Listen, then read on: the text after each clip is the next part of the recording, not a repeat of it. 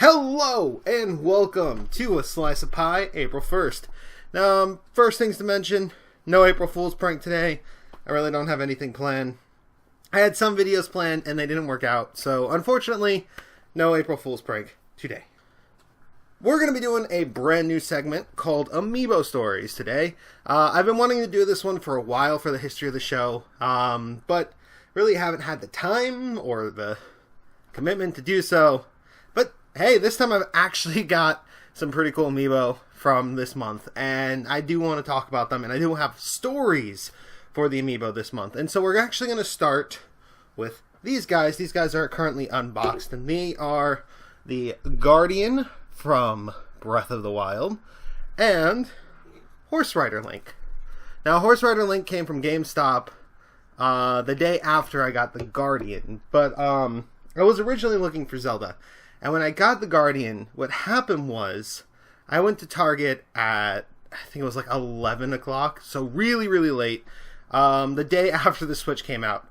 And the reason I went to Target was because I needed to get out of the house. I'd been playing the Switch all day, and I was like, you know, I'm going to look to see if they got the Zelda Amiibo. And they did. I walked to the back area where the Amiibo are, and they had them, but there was a guy looking at the Amiibo, and I'm like, okay, I'm just gonna go slowly and let him pick out what he wants, and then I'm gonna grab at least Zelda. I wanted Link, and I wanted the Guardian. This guy reached behind all of the Zeldas and all of the Links and pulled his hand forward, dumping all of the remaining Amiibo, there were like 4 each, into his cart. I was like, holy shit, this is a scalper. I am about to fight a scalper. Now, he was heading towards the Guardians, which were in a separate area, and I'm like, nope, nope.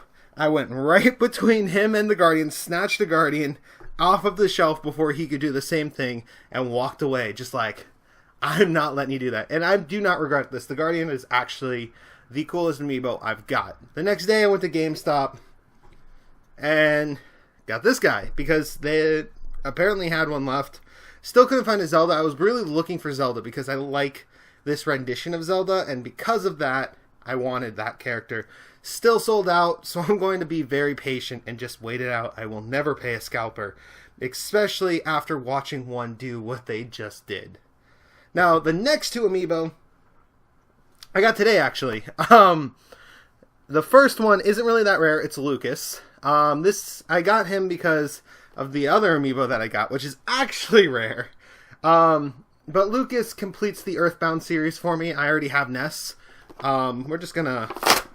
I don't keep my Amiibo closed just because they take too much room up. Plus, you know, there's no reason to keep them closed, except if you're trying to resell them. So this is Lucas. It's the first time I'm seeing him out of the box. I mean, not really much to say. Much like Ness, he's perfect to the character. Absolute detail is... It's absolutely perfect because they're not really that difficult of characters to do. But now the unicorn in the bunch, the one I have never even seen on store shelves, Palutena. I am a huge Kid Icarus fan, and Palutena was actually on my wish list. And if you remember when she first came out, it was actually impossible to find her. Like, before she was even on the shelves, she was pre-ordered out. So, I found her today, and I was so stoked that I bought Lucas just because I didn't have him, and I didn't want to just buy Palutena. And so, I have heard, I haven't been able to confirm it yet, that she might be one of the most detailed Amiibo figures from the Smash line, and I would concur. This one, like, get nice up and in there. This one is very, very detailed. It's actually kind of impressive how much detail there is on this Amiibo. Wow. Yeah, I'm kind of speechless. This is actually really cool. I'm going to add this up there with my pit because, as I said, Kid Icarus, one of my favorite series. So I'm just going to make a lot of noise and throw this off my desk. And we're going to continue. Nintendo news time. So, in the world of Nintendo, we've actually got some pretty good news. The Switch is selling extremely well in North America, it is selling very well in Japan, and it is selling well in Europe. Currently, stock around the world is sold out, but allocations have definitely been shifted mostly to North America and Japan. This is probably because these were the markets with the highest demand for it. I know that Europe has a pretty high demand, but it wasn't nearly as high as in North America, where they have sold most of their units. It is actually very, very exciting to be a Nintendo fan at this moment, because with great sales come great games. I know that's not necessarily true, but for the most part, hopefully this is what will push third parties into supporting the Nintendo Switch. On that note, I would love to see Fallout 4 on the Nintendo Switch, Bethesda. I know you're waiting until Elder Scrolls 4 comes out and does well. If it does well, I will be one of the many people buying the game. But hopefully, that does do well and incentivizes you to do Fallout, because trust me, I will spend several hundred hours playing that game on the Nintendo Switch. In other possible port news, Overwatch. Now, the director of Overwatch did have some pretty awesome things to say about the Switch, saying that he actually is in love with the system and that he actually likes the portable aspect of everything. That being said, he doesn't know how easy it will be to port his game. He says it's probably going to be difficult. Now, in the sense of difficult is where we kind of need to really figure things out, because if it's difficult from a technical standpoint because of the graphical fidelity of the game, well, it would be quite difficult to port, because you got to scale that back. But it'd be doable. If it's difficult because they have to talk to Nintendo and set up relationships so that they can use the servers, that's where things get a little tricky, because that would be what I would consider difficult. I don't think Overwatch is going to be that hard to run on the Nintendo Switch. I mean, it can run on a toaster for the most part. So if Nintendo reaches out to Blizzard, we might see Overwatch on the Switch, and that would be amazing. So, it's not all sunshine and rainbows in the Nintendo camp news-wise. Well, I guess this one's really not for Nintendo, but rather a certain critic by the name of Jim Sterling. Now, I used to watch the Jimquisition, but I actually unsubscribed to the channel recently. I think right after he posted a video telling people it's okay to pirate Nintendo games. And at that point, I was just thinking that, to be completely honest, this guy is getting a little too petty. And so, at that point, I thought that would be probably the last I heard about him, or heard from him, until he rated Breath of the Wild below average. Now, what's funny about this is it almost seemed like this is something that's perfectly normal for someone who would say the things that I just said that he said. Kind of a weird way to say that. But at the same time, I wasn't shocked by his score. What I was shocked by was how the internet reacted. They DDoSed the hell out of him. And that's not really that cool, guys. I mean, let's face it. Obscuring his business, not a good plan. In fact, actually, with someone like Jim Sterling, the best thing you could possibly do is, honestly, just let him be and leave him alone. If you don't draw attention to him, he won't have supporters. It's that simple. That being said, I do think that his review score is flawed, not his review. In fact, he's actually got a very good review that points out a lot of problems that really are there. The only problem is his review is almost identical to Boogie's review, whom actually rated it higher. So it definitely feels like the score is just kind of a petty get back at Nintendo strike. That really, honestly, is not surprising. They didn't provide him a Nintendo Switch, and they did not provide him with the copy of the game, meaning they already don't consider his opinion valid in their world. Now, there are arguments to say that that is pay to win in the reviewing world, but at the same time, I don't think the score he gave it is really telling of the quality of the game. For example, he gave it, I believe it was a 7. Not a bad score, but when you consider the fact that The Division was rated about a 7 in Metacritic, or 70 in Metacritic, you kind of, those aren't even comparable. Like, Zelda is of a caliber much greater than that, and that's my opinion of the game. And Jim is entitled to his own opinion. The thing I just want to point out is when you're saying things on one channel that are extremely against Nintendo, you can't really expect him to be for a Nintendo game. But that's the only bit of negative really around this entire situation, is mainly about how people have reacted to it. And technically speaking, I believe he kicked the hornet's nest on purpose. He's kind of like that, if you haven't noticed. He had the issue with Digital Homicide, and in which Digital Homicide reacted quite violently, which resulted in everyone siding with him.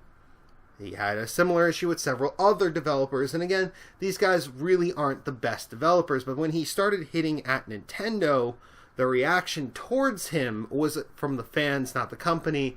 And, you know, he's creating this narrative of, look at Nintendo fans and how vicious they are. And we know that most of us are not like that. Just don't feed the fire, and that's how you end it with Jim Sterling.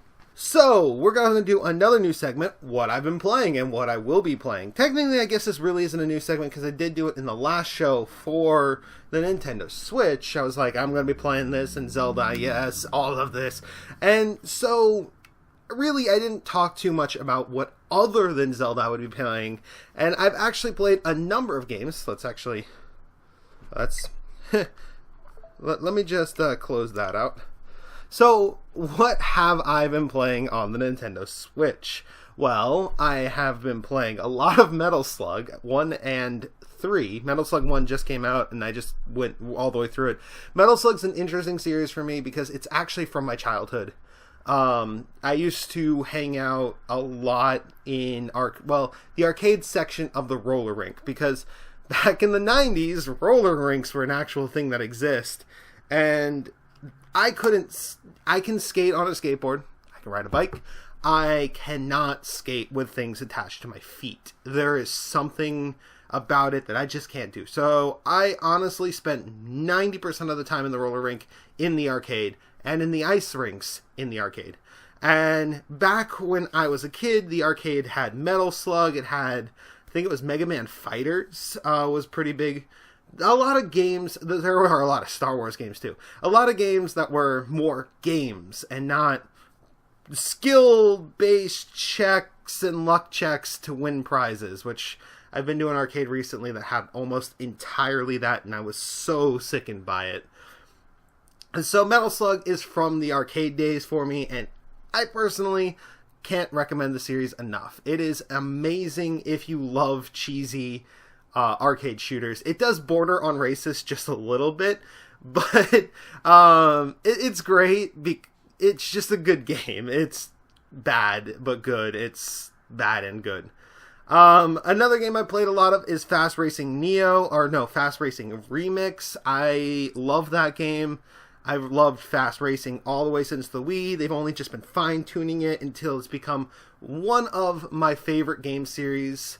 And I really, really enjoy what these guys put out. So honestly, if you have a Switch and you're looking for a game to play, I do recommend Fast Racing. I've also played Master Blaster Zero. Although I've never played Master Blaster before in the past, it is really, really oddly retro. It is a new game that looks like an old game, and it is actually pretty good. I haven't beaten it yet. I've gone through, I think it's like 3 zones, and the only thing I don't really get about it, like I get it and I don't get, is it's like linear progression Metroidvania, and it's like, how? But either way, enjoying the game. The graphics look perfectly retro. The music is perfectly retro. It is a good retro game. Now, what I am going to be playing, I'm actually going to be playing it in a few moments after I get this video edited, is a game called Snake Pass. And now, why Snake Pass is interesting is because Snake Pass is a game made in Unreal. I personally am developing in Unreal, and I am very, very excited to really try it. It looks like a very physics-based game. It looks like it's going to be like one of those, like QWOP and Octodad, kind of a weird controls kind of games. So I'm recording it for YouTube because, you know, those games are YouTube bait, and I fell for it. And wrapping up our show, what is going to be on the channel? Well, Snake Pass is going to be on the channel. I just kind of revealed that.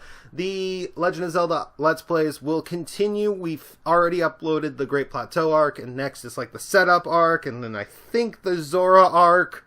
I can't remember exactly. I recorded everything at once, and now I'm editing it in chunks and uploading it as I go. Every week you may get 1 or 2, maybe even 3 in your sub box depending on what videos are up, but the arcs are being uploaded faster than they're going live. They're just being set private, and then they're in the playlist. They're not really private, they're unlisted, and they're set into a playlist where they are all viewable. You can literally just watch the whole series as it comes out. I wish there were a way on YouTube. It would be really cool if you could actually upload and link to a playlist. Like, if, for example, I uploaded this arc, and all you saw was one video, but then if you click the drop down, you could, like, see all those videos. That would be a cool feature, I think, for YouTube. Other than that, I do have some food for thoughts that I want to do. Some about the Switch, some about things other than the Switch. I gotta keep going and getting through these, and then I have some reviews coming out. I'm going to be doing an accessories review on 4 different Nintendo Switch accessories. I'll leave what those are in the review for the review. But I'm working on that. I have a Zelda review coming out eventually, and I'm not going to review the Switch immediately. I'm going to wait a year, because I'm going to give it a nice review based off of how it acts over the course of a year.